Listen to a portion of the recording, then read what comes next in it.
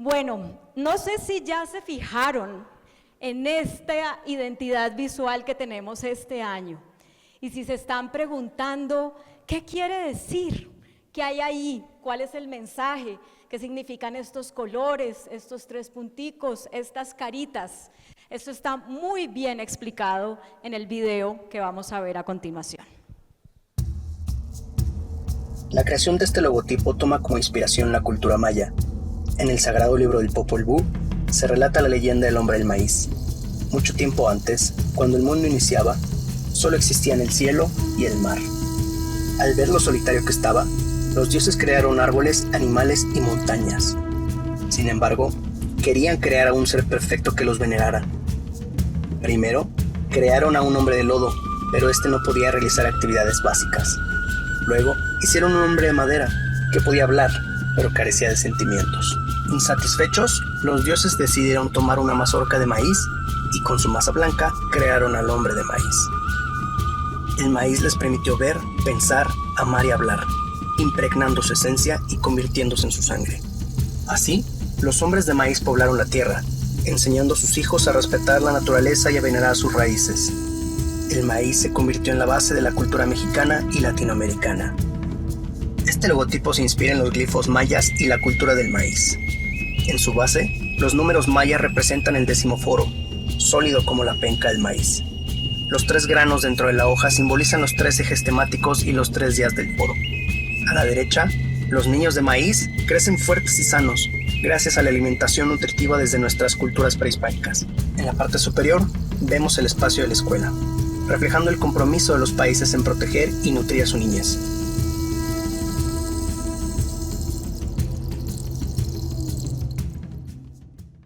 Pues un aplauso para quienes hicieron esta identidad visual posible, que recoge muy bien por qué estamos aquí y cuáles son los objetivos que nos convocan.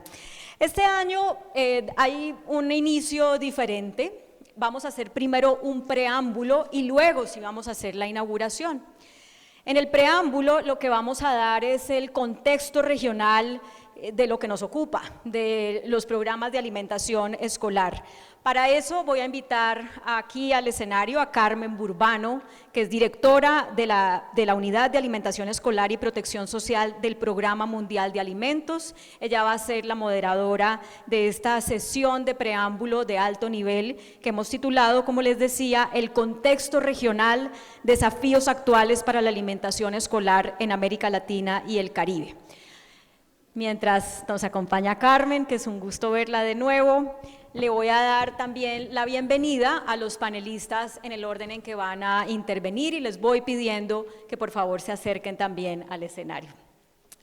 La señora Lola Castro, directora regional para América Latina y el Caribe del Programa Mundial de Alimentos.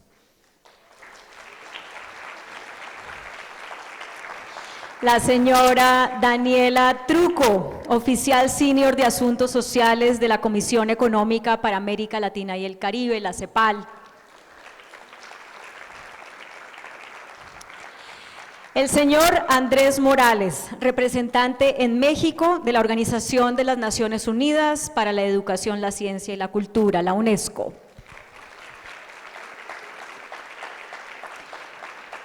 La señora Laura Ripani, representante en México del Banco Interamericano de Desarrollo, el BID.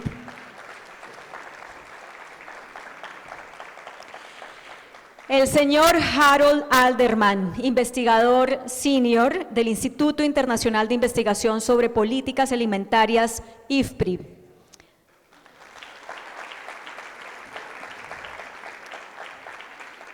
Y el señor Rui López Ridaura, subsecretario de Prevención y Promoción de la Salud, convocante nacional para la transformación de los sistemas alimentarios de la Secretaría de Salud de México.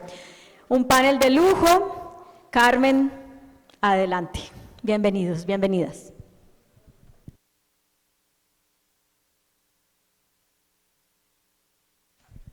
Gracias. Bueno, bienvenidos todos. Por favor, tomamos asiento. Sí, creo que tengamos como uno y así vamos compartiendo. Bueno, muchísimas gracias. Primero al Gobierno de México por alojarnos y por organizar esta reunión. Ustedes anunciaron que iban a ser el anfitrión de esta 10ª reunión latinoamericana de alimentación escolar en la cumbre mundial de la Coalición por la Alimentación Escolar en París el año pasado. Y bueno, todo se pronostica muy bien con esta reunión. Muchísimas gracias por esa bienvenida. Y a mis colegas del Programa Mundial de Alimentos de la Regional, Lola, todo tu equipo, muchísimas gracias por tenernos acá y por organizar este evento. Pero también a muchos de los socios de las organizaciones aliadas que están aquí y obviamente a los gobiernos que vienen de lejos y de cerca para todos los años compartir experiencias y aprender de lo que estamos haciendo en la región de Latinoamérica. Yo soy ecuatoriana, soy nativa de la ciudad de Quito, muy contenta de estar por acá, pero trabajo, como decía Claudia, en Roma, soy la directora de Alimentación Escolar y Protección Social para el Programa Mundial de Alimentos y también soy la directora de la Coalición para la Alimentación Escolar a nivel mundial. Y bueno, como nos comentaba Claudia, esta sesión no es la sesión inaugural, es la pre-inaugural. Entonces nos vamos a relajar un poquito sin protocolos y sin cosas que vienen más tarde y vamos a conversar con este panel inicial para darle un poco de contexto a esta reunión. Vamos a estar juntos 3 o 4 días con mucha riqueza, con las experiencias de cada uno de los países de la región.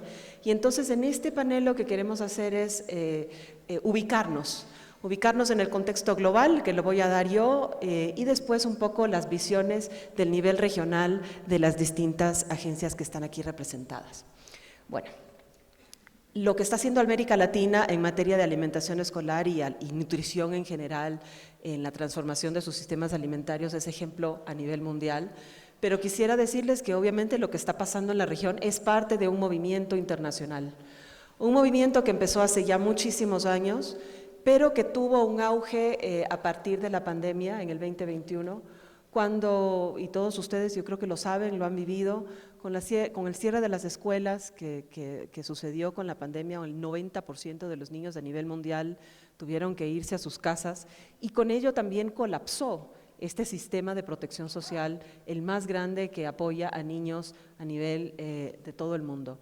Entonces, en ese contexto, estos programas se volvieron un eje central de la discusión de cómo hacemos para reactivar a los sistemas educativos a nivel mundial, pero también cómo podrían ser herramientas para tratar de crear una nueva ola de reflexión, de reforma de estos programas para contribuir a sistemas alimentarios sostenibles, a un enfoque hacia la malnutrición distinta y un poco más moderna, digamos, respondiendo a los desafíos que vemos en este momento a nivel global. En ese contexto del 2021, esta discusión realmente tomó bastante fuerza, liderado por el gobierno de Francia, y estamos muy contentos acá de tener representación de la embajada francesa, y también por el gobierno de Finlandia. Ellos fueron los 2 líderes iniciales que dijeron, bueno, este tema realmente merece una discusión global y merece una coalición global. Entonces, liderados por el presidente Macron y por el ministro de Relaciones Exteriores de Finlandia, se lanzó en octubre del 2021 la Coalición por la Alimentación Escolar, que en este momento ahora estamos por 99 países. Esperemos que en esta reunión lleguemos a una cifra importante, que es la cifra de 100 países, y más de 130 instituciones asociadas, incluyendo las grandes agencias de Naciones Unidas, ONGs, que también tenemos acá presentes, centros de investigación, centros de abogacía, etcétera. Entonces, en realidad se ha convertido en un movimiento importante a nivel internacional. La última cumbre fue en Francia en octubre del año pasado y la siguiente se tendrá a cabo en Brasil en el 2025, a finales del 2025.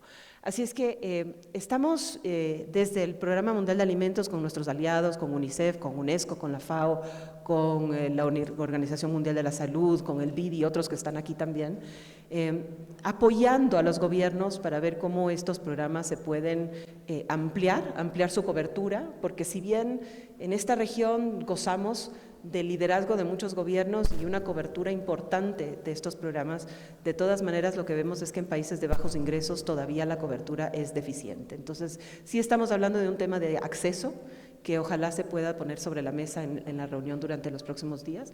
Pero también para esta región y para otras, el tema de calidad es muy importante. ¿Qué tipo de programas se están llevando a cabo? ¿Son sostenibles o no? ¿Qué tipo de comida están recibiendo estos estudiantes? ¿Y cómo estamos utilizando estos programas como herramientas de protección social para llegar a las poblaciones más vulnerables? 4 temas que yo creo que van a ser muy importantes a lo largo de esta reunión son la contribución de estos programas a los sistemas educativos.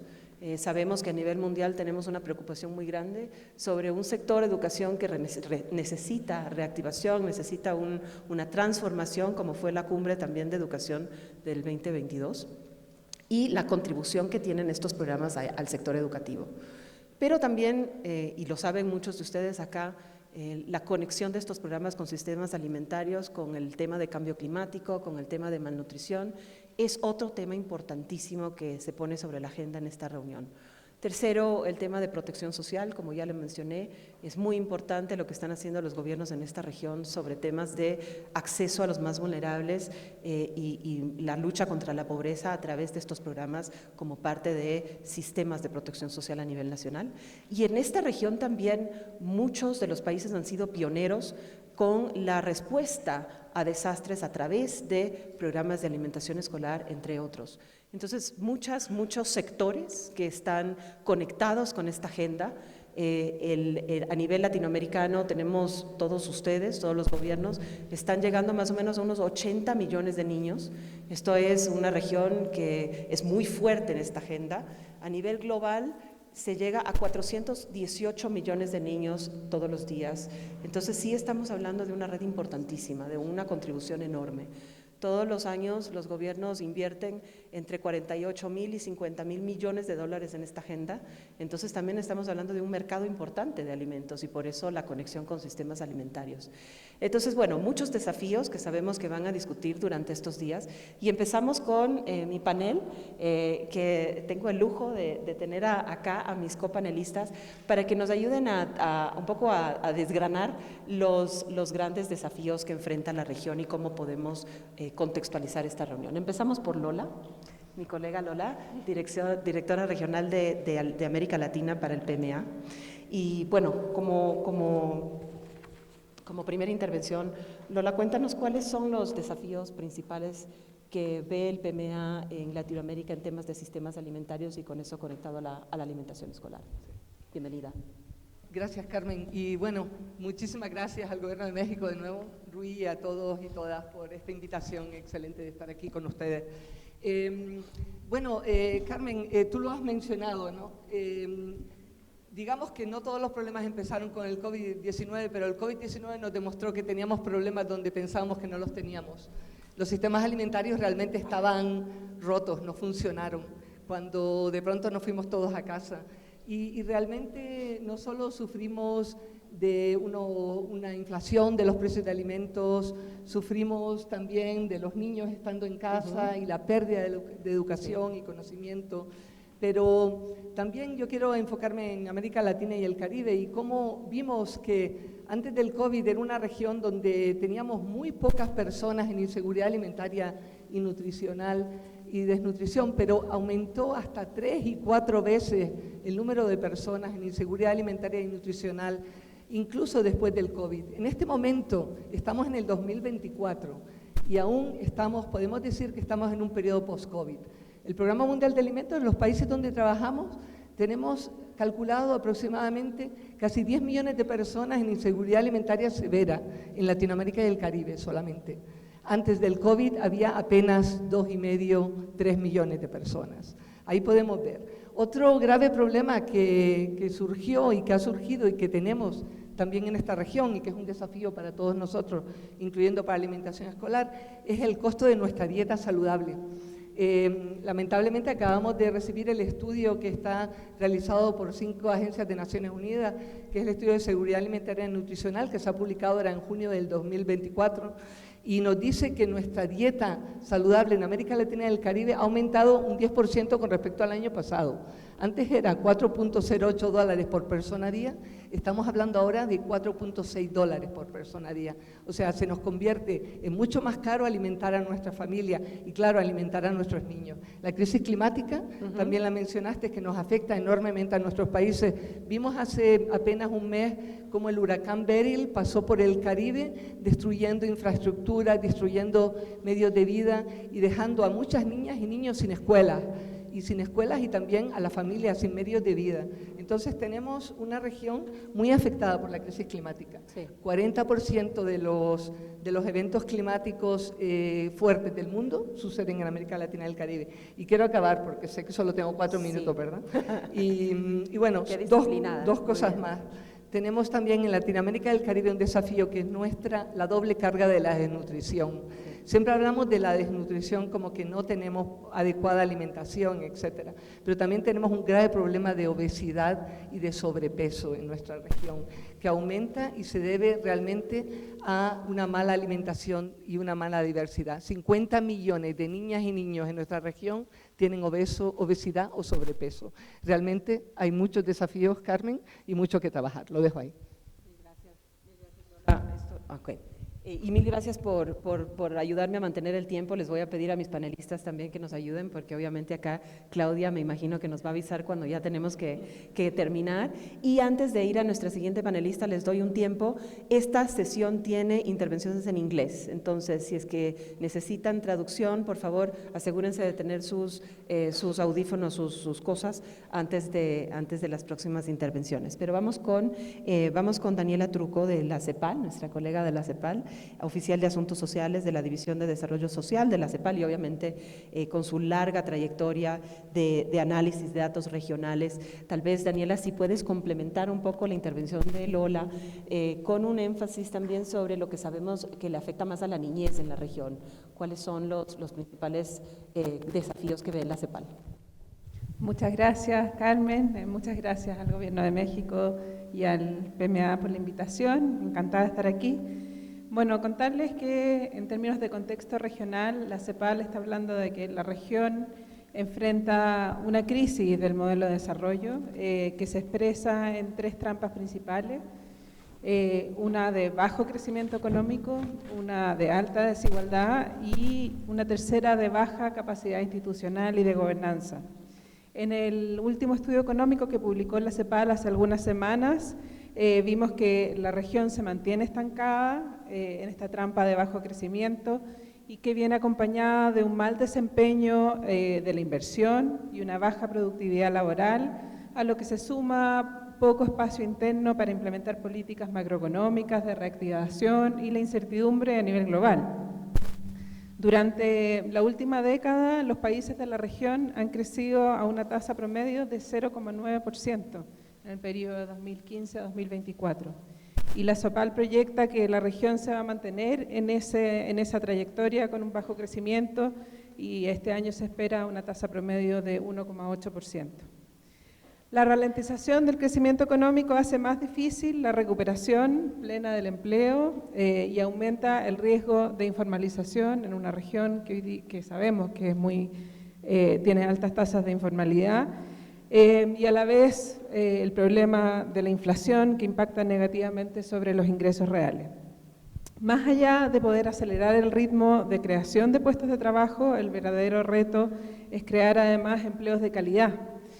Sabemos los niveles altos de informalidad, en especial entre las mujeres, la población migrante, jóvenes, zonas rurales, población con discapacidad. Y eso me lleva a la trampa de alta desigualdad, caracterizada por la matriz productiva de esta región en múltiples dimensiones que obstaculiza el avance del desarrollo y el goce de derecho efectivo de todas las personas. La desigualdad por nociones básicas de justicia social es importante, pero también es ineficiente para el crecimiento y corrosiva para la cohesión social y para la estabilidad de los pactos sociales en la región. Es histórica y estructural y de acuerdo con la medición del índice de Gini, en los últimos 30 años nuestra región persiste como la región más desigual del mundo a nivel de ingreso. A pesar de que ha disminuido en estos últimos 30 años, la región sigue continúa con esta distribución del ingreso muy concentrada y con un índice de Gini de 44.9 en la última medición que tenemos. De acuerdo a las cifras de nuestro último panorama social, que es el informe anual que sacamos en la CEPAL, en 2022 el porcentaje de personas en situación de pobreza en América Latina disminuyó y volvió a niveles previos a la pandemia, después de un importante incremento que había habido en ese periodo. Pero todavía alcanza al 29% de la población, que es alrededor de 181 millones de personas, y al 11,2% de la población en situación de extrema pobreza, que son alrededor de 70 millones de personas. Como muestra esta gráfica que ustedes ven, los distintos ejes estructurantes de la desigualdad en la región hacen que la incidencia de la pobreza sea mayor en algunos grupos de la población.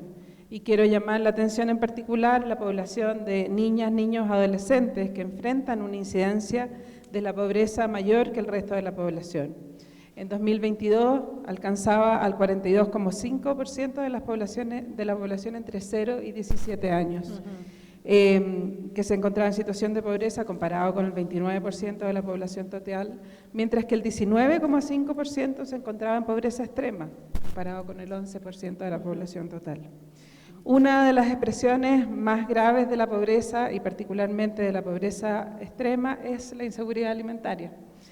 Y pese a que la región ha vivido a una enorme expansión en sus exportaciones, se prevé que reforzará su posición como el primer exportador de productos básicos agrícolas del mundo, de acuerdo a un estudio de FAO, PMEA y otros. La prevalencia de esta subalimentación, como decía Lola, llegaba al 6,2% de la población en 2023. Bueno, ese es como el contexto que yo quería dar a la región y lo dejo aquí mi intervención. Muchas gracias. Muchísimas gracias por ese contexto tan importante, porque entre las dos pintan un panorama complicado para la región, con temas de desigualdad, con temas de un altísimo índice de pobreza entre niños, población indígena, y también como contabas, la conexión entre la inseguridad alimentaria y el tema de la situación de pobreza de la región. Así es que algunos desafíos en términos económicos y también en temas nutricionales y de seguridad alimentaria. Ahora vamos con dos panelistas que nos van a dar su visión desde la parte educativa, qué está sucediendo en este momento en la región desde el plano educativo, y empezamos con Andrés de la UNESCO.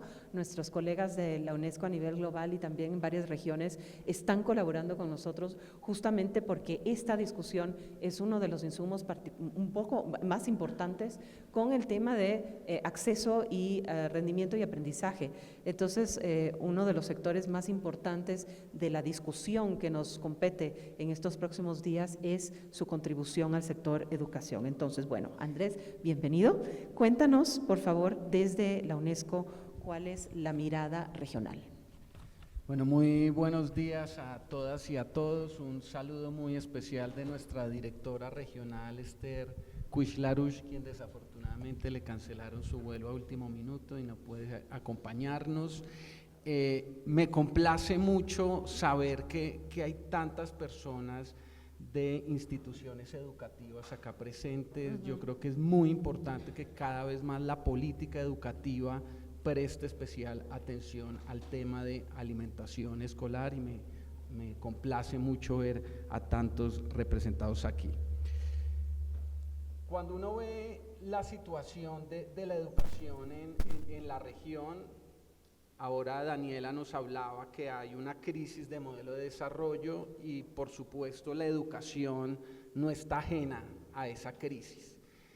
Y es una crisis que viene incluso antes de la pandemia. Ya Lola mencionaba las implicaciones que tiene la pandemia, que fueron obviamente muy fuertes para la educación, y ya lo mencionaré, pero ya la situación de la educación no venía bien, ¿no? Sobre todo en el periodo 2015-2020. En el 2015 además es paradójico porque saben ustedes que se aprueba la Agenda 2030, un ODS particular para la educación, el ODS 4 de educación inclusiva, equitativa y de calidad, pero la región ya empezaba a mostrar unos signos que no eran muy alentadores, entre ellos en términos de calidad educativa. En ese momento 1 de cada 3 estudiantes de primaria no cumplía con los requisitos básicos de aprendizaje en lenguaje, matemáticas y ciencia. Ya se empezaba a ver una disminución en el presupuesto destinado a la educación, donde veníamos cada vez aumentando, pero durante los últimos años ya se bajó de 4.6 del PIB en promedio a 4.3, en fin, no se venía en una situación positiva en términos de la situación de la educación en la región. Y con eso llega la pandemia, y la pandemia, digamos, termina de agravar la situación en que la región se encontraba, ¿no? Una pandemia que, por supuesto, afecta a más de 170 millones de estudiantes. En promedio duraron 62 semanas las escuelas clausuradas. Eso quiere decir que es más o menos un año y medio completo del ciclo escolar, ¿no? Y eso, por supuesto, ya se mencionó ahora, Lola, algunas implicaciones en términos de deserción escolar. Si bien hemos mejorado, todavía hay alrededor de 9.6 millones de estudiantes que están por fuera de la escuela. Tenemos todavía desafíos en la calidad de los aprendizajes, ¿no? de los aprendizajes que se perdieron durante ese tiempo, y que seguramente su consecuencia la tendremos que medir paulatinamente, y las implicaciones a largo plazo pues van a ser considerables. Y por supuesto las afectaciones que tienen en términos socioemocionales, ¿no? Todo esto que pues a todos que vivimos la pandemia, pues una afectación que reconocimos a partir de ella, y eso por supuesto se tradujo a el espacio escolar, donde por supuesto afectó a docentes, directivos y por supuesto estudiantes.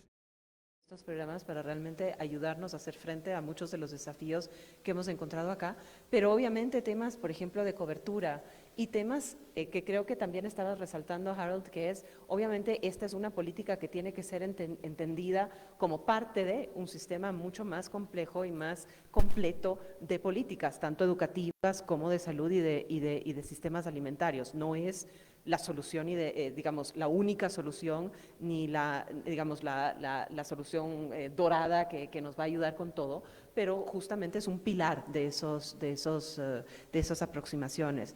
Rui, muchísimas gracias por tenernos acá, y decirte que de parte del Programa Mundial de Alimentos agradecemos muchísimo la colaboración con el Gobierno de México, y también decirle acá al público y sobre todo a las delegaciones que tenemos de tantos países, que obviamente México es un referente a nivel latinoamericano, pero también a nivel mundial, de inversiones en protección social y también en alimentación escolar, y también en las inversiones que ha hecho México sobre evaluaciones y evidencia. Así es que reconocer todos los avances que ha hecho el país en materia de lo que estamos hablando, de salud, de alimentación y de articulación.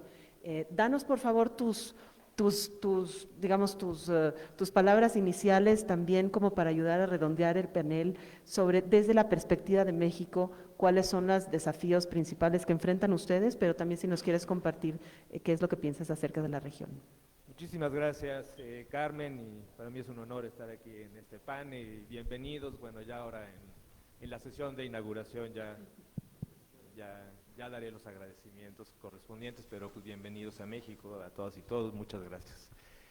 Sí, creo que uno de los aspectos que no se ha tocado ahorita en los paneles, y creo que es importante siempre ponerlo en el centro del debate, es que gran parte de los retos en los que nos hemos enfrentado en la política pública es el interés de las grandes corporaciones, tanto en la industria alimentaria, pero también en la industria de agroquímicos y en muchas otras industrias que están alrededor del sistema alimentario. Y creo que esto siempre hay que tenerlo presente y claramente identificado, porque creo yo que es uno de los principales retos para avanzar en política pública.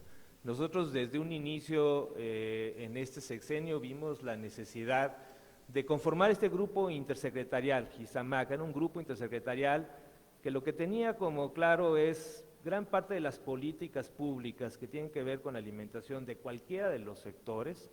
Al final nos topamos con la necesidad de transformar el sistema alimentario, ¿no? Sería muy difícil que los sectores pudieran avanzar para su programa, para su acción, si no identifican que está dentro de un sistema alimentario que está destruido, que está con enormes retos y para los optimistas con enormes oportunidades.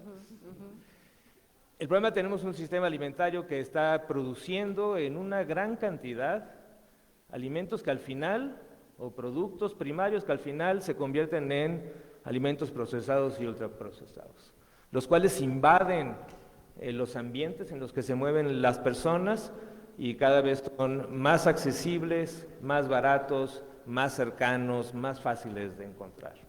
En ese ambiente alimentario, con estos alimentos procesados, es imposible que cualquier política de promoción, de comunicación, pueda generar un balance adecuado para que las personas tomen elecciones. Entonces, realmente se necesita una política pública que desde el Estado podamos contrarrestar y modificar estos entornos, y en esto es en lo que nos hemos enfocado.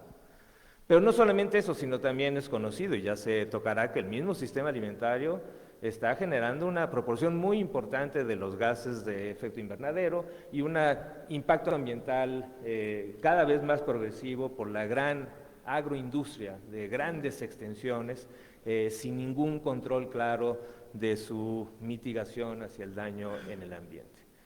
Y por último, y tal vez el más grave, el sistema alimentario también está creando grandes desigualdades en donde hay desplazamientos de personas, desplazamientos de las tierras de producción. Tenemos especialmente afectados a los pequeños y medianos productores que ya ni siquiera pueden llegar a producir cosas de autosuficiencia alimentaria. Deja tú para compartir, para vender, para comercializar sus productos, ¿no? Entonces, este sistema, imposible que una política pública vista desde cualquiera de los sectores, sin ver el origen sistémico del problema, pueda ser exitosa, ¿no? Entonces, creo que uno de los problemas que está impidiendo precisamente es este interés.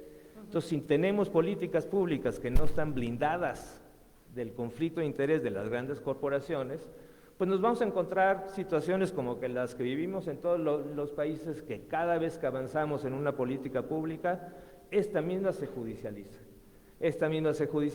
tenemos una serie de ataques, combates. Entonces, no solamente se judicializa, sino también se mediatiza políticamente para atacar a los gobiernos.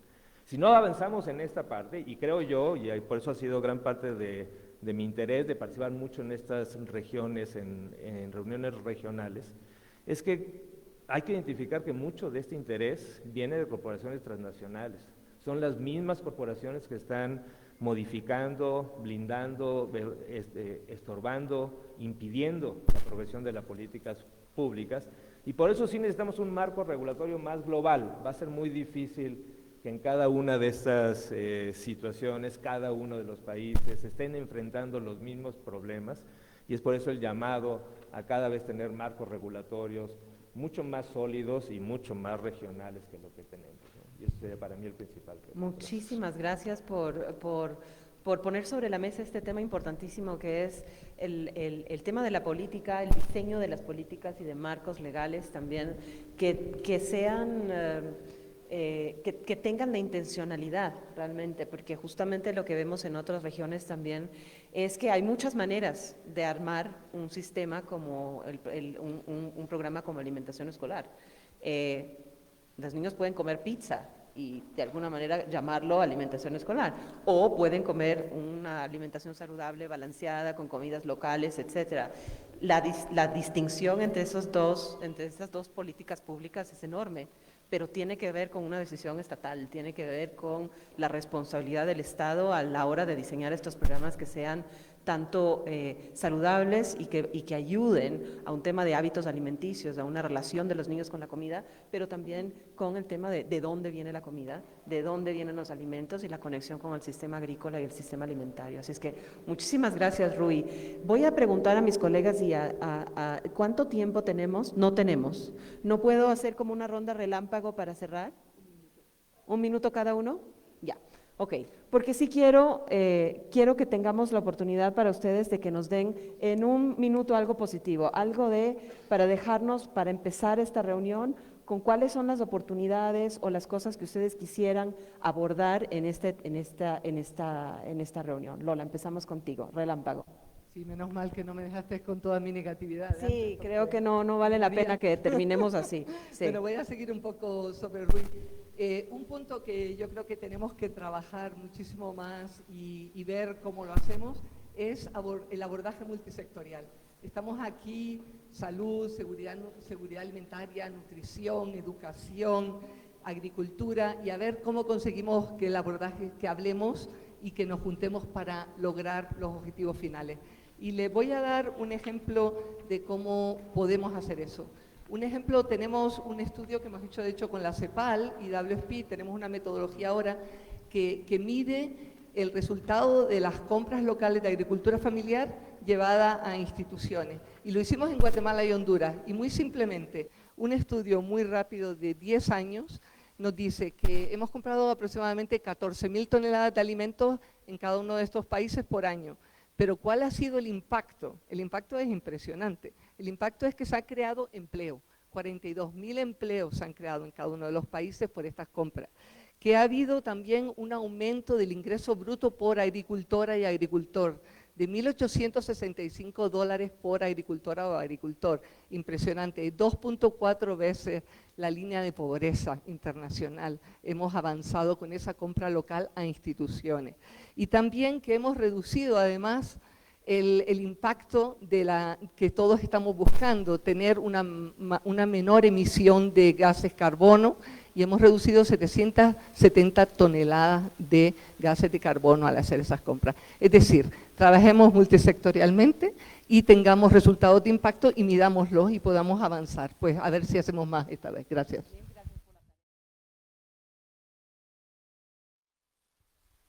Son las ideas claves hacia futuro que nos quisieras dejar. Muchas gracias, Carmen. Bueno, yo quería relevar el rol de fortalecer los sistemas de protección social en la región, en particular las políticas no contributivas, justamente porque son clave para las estrategias de erradicación de la pobreza, de la inseguridad alimentaria y de la desigualdad, y porque cumplen este rol de articulación intersectorial que mencionaba Lola. Durante la crisis provocada por la pandemia demostraron la evidencia del rol del Estado y de las políticas públicas en este sentido y cumplieron un rol importante en que no aumentara tanto la pobreza, pero al mismo tiempo evidenciaron las fallas y las debilidades que tienen, y por lo tanto creo que resaltar este rol en conexión y articulación con las políticas de salud y las políticas de educación, por ejemplo, como mencionaba Laura recién, la evidencia demuestra que las políticas de protección social con componentes educativos han sido esenciales para prevenir el abandono escolar, aumentar la inclusión y en ese sentido los programas de alimentación escolar son una política de protección social integral clave en este conjunto. Muchas gracias. Mil gracias. Andrés, te toca. Bueno, yo quisiera concluir, digamos, con un rol dual que tiene la educación en esto. Por un lado, como se señaló, es evidente que sin una buena alimentación es difícil hablar de una buena educación integral y de calidad. Pero al mismo tiempo, si no tenemos una buena educación de calidad, es difícil que se tengan las competencias y habilidades para una buena alimentación. Por un lado, porque si no se terminan los ciclos escolares, pues las posibilidades de mantener la situación de pobreza aumentan. Y por otro lado, porque cada vez es más frecuente que en los marcos educativos se incluyan programas que tienen que ver con hábitos de vida saludable, con actividad física, salud mental, salud física, y en eso el componente de la nutrición y de la alimentación es muy importante. Entonces la educación ahí en ese sentido se vuelve un catalizador para mejorar frente a los hábitos de alimentación. Exacto. Bueno, también la mirada, como dices, desde un tema de plataforma, ¿no? Que es educación, y con estos paquetes adicionales. Laura, ¿qué nos cuenta? Bueno, sí. Creo que se hace solo. No sé. Sí. Sí, si tuviera que tener un tweet para 2030 o un ex post, no sé cómo se dice ahora, me gustaría que se leyera que todos los niños que necesitan el apoyo de una alimentación escolar de calidad le llegue a cada uno de ellos, y que también esté ligado con las economías locales, con los agricultores, con los que están alrededor de las escuelas, y que sean productos de calidad, productos saludables. Y sí es posible mejorar los programas de alimentación escolar en la región. Tenemos experiencias muy positivas desde el Banco Interamericano de Desarrollo con partners tan importantes como el Programa Mundial de la Alimentación, apoyando a los gobiernos en esta expansión y optimización de los programas de alimentación escolar, priorizando las áreas más vulnerables de los países y asegurando la calidad de los alimentos con este elemento holístico que se había mencionado. Digo que es posible porque se ha trabajado en contextos tan difíciles como por ejemplo el contexto de Haití, donde hay un programa que tiene el BID junto al PMA, donde se ha tenido este enfoque holístico, donde se ha proporcionado comidas a niños en edad primaria, y estas intervenciones no solamente abarcan la distribución de alimentos, sino también la compra de insumos esenciales, la promoción de prácticas educativas y de salud, y la creación de un entorno favorable para el aprendizaje, para el uso eficiente de los recursos que se están otorgando a esas escuelas. Así que sí es posible en contextos tan difíciles como es el contexto de Haití, se puede hacer en muchos más países. Ahí hay toda una mesa del Banco Interamericano de Desarrollo con colegas que si levantan la mano, por favor, para que después durante el día se acerquen a conocerlos y para conocer más experiencias de la región. Muchas gracias.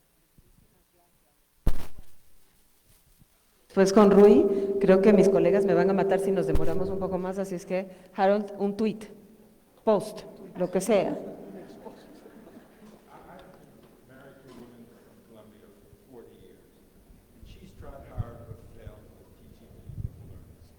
Sorry, but I did learn the phrase, cada loco con su tema. And my tema is early childhood development, preschool learning. We have managed globally 95% of children, more than that, start primary school. Less than 50% go to preschool, go to early childhood programs. So if we're looking for a frontier, we're not going to bring up enrollment much more than we are. We can bring up learning, we definitely can. But to bring up enrollment, which will also bring up learning as a prerequisite, is to find out ways to encourage parents to bring their children to preschool programs. And that would require a nutritious lunch or a nutritious meal, depending on how long the program is.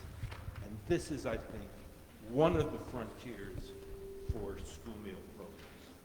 Thank you so much for that, Harold. Rui? Sí, bueno, yo nunca he escrito un tuit en mi vida, así que no creo que pueda hacerlo. Pero digo, a mí el mensaje positivo y mucho enfocado a esta reunión es que sí, digo, desde mi perspectiva, pero así lo hemos discutido también en el grupo intersecretarial, que los programas de alimentación escolar pueden y deben y deberían tener el potencial, tienen el potencial, pero deberían hacerlo realidad, de ser los grandes dinamizadores del cambio, de la transformación del sistema alimentario. Pero para eso tiene que salirse más allá de un programa de asistencia social, tiene que estar claramente ligado a el desarrollo, compras públicas y compras locales de alimentación, donde pequeños y medianos productores puedan entrar en esto, pequeños y medianos productores que están haciendo la transición agroecológica, podrían ser y deberían ser los principales la oferta principal de la alimentación escolar. Pero por otro lado, la alimentación escolar tiene que estar ligada a las políticas que están regulando los entornos escolares. No podemos tener un programa de alimentación escolar cuando además tenemos la oferta de alimentos chatarra, refrescos, en las mismas escuelas. Entonces tendría que estar alineado el programa con la modificación del entorno. Entonces por eso para mí alimentación escolar es el gran dinamizador de la transformación del sistema alimentario. Muchísimas gracias. Bueno, muchísimas gracias a los panelistas.